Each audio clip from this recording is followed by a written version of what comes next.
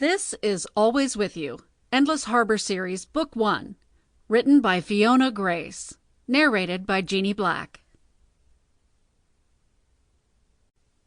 Chapter 1. Quite frankly, Miss Hawthorne, we're ready to move forward on this, with or without your approval. The amount of red that Ariel Hawthorne saw as those words rolled contemptuously out in the haughty voice of Opulent Ice's owner was fitting for today's winter board meeting.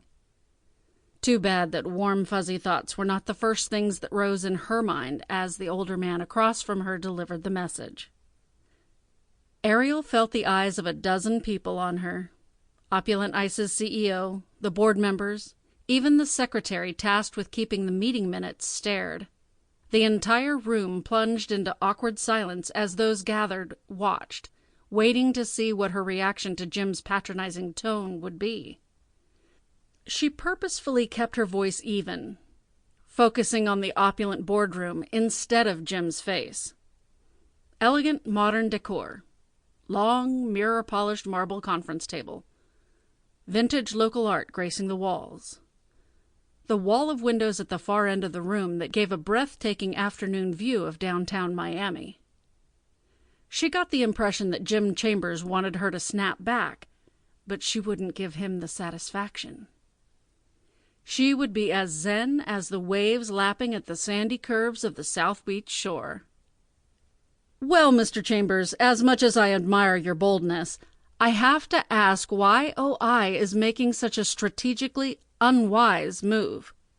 Our brand has always been associated with luxury, and the test kitchen is state-of-the-art to make sure that customers can get a 5-star plate without the wait. But if we're lowering those standards... He laughed. It wasn't a pleasant sound.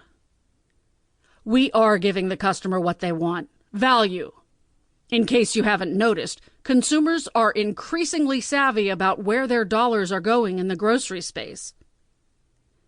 Ariel snapped up the report that was on the long marble meeting table in front of her. She waved it as she stood. Value at the sacrifice of quality. Why are we importing our seafood instead of sourcing it locally? It travels how far? And then has to go through packaging and transport, and then to the consumer? There are hundreds of fisheries in Florida, ones we already have vendor relationships with. You're just going to stop doing business with them? Beside her on the conference table, Ariel's phone vibrated softly. Sample complete. Ready to continue?